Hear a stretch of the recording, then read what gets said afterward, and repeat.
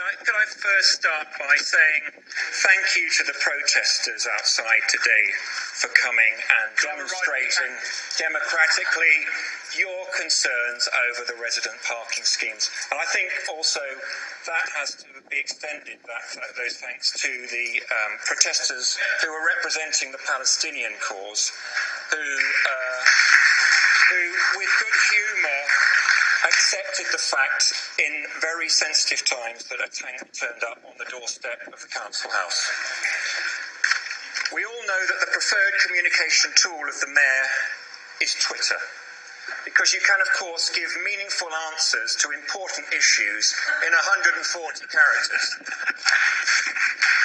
I tweeted to the council and the mayor a photo and comment posted by a resident alarmed at the state of rubbish littering our streets.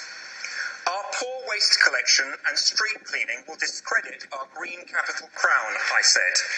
The mayor responded immediately, "No, Councillor Martin, only you will discredit Bristol. If you really cared, you would be helping, not consistently criticising." That same dismissive, patronising tone and personal attack has been the leitmotif of the mayor's attitude towards concerned citizens across this city as they challenge him and democratically demonstrate their displeasure.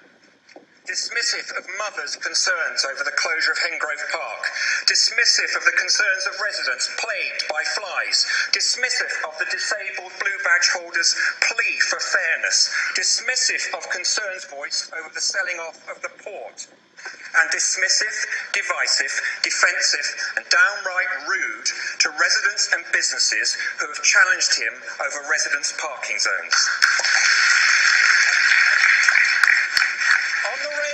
Today, he called us obsessive. Damn right we're obsessive. We're obsessed that you do the right thing for Bristol. And for the record, I drive a car. I've got 2 cars, actually, and I've got 3 bicycles, but I belong to no lobby. He also said that Bristol suffered from a lack of action and a lack of determination in the past. Utter patronising poppycock.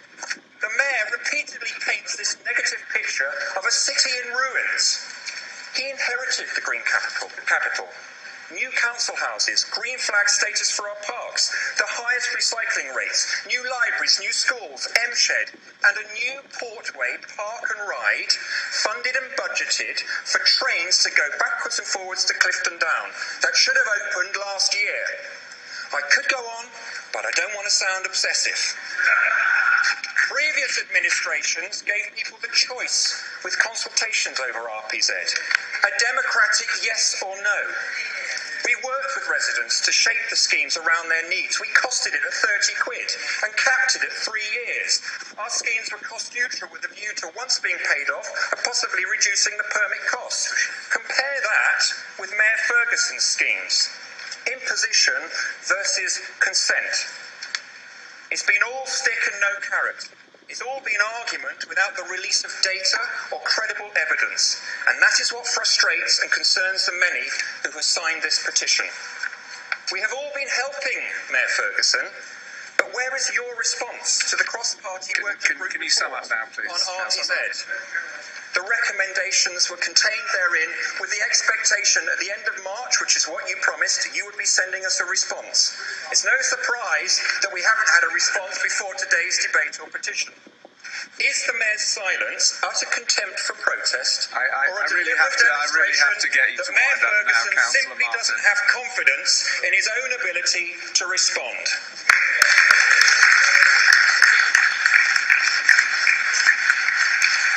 Thank you. Can I now call on Councillor Radici, please? Mark, Stella and Daniela, for your well-balanced responses. And I would say to my members of Cabinet and others who have been personally supportive, and all that is much appreciated.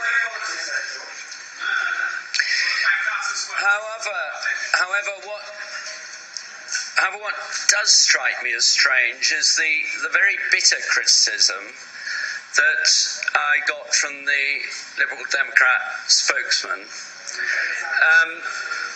You shared, I think, an aspiration and opportunity over the past decade to sort out Bristol's congestion.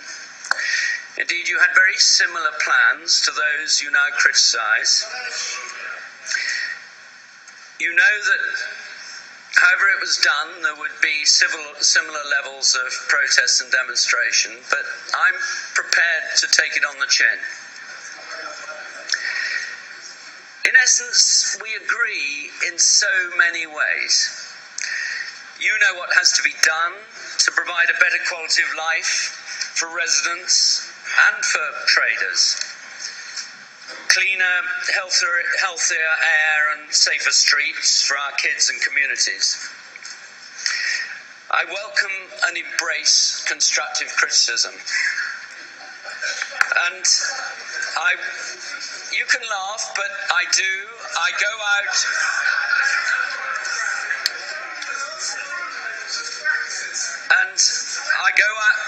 out and I face the criticism face to face. And I believe a lot of that criticism is driven by genuine fear, and I respect that. And it's a fear of the relative unknown, of not having lived with a particular system. But I think it's mixed also, and that came up, is clear today. It's mixed also with an element of good old Bristol fashion political opportunism by one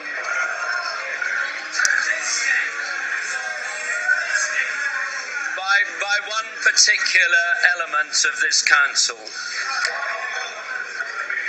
However, there has been much constructive consultation, which has resulted in hundreds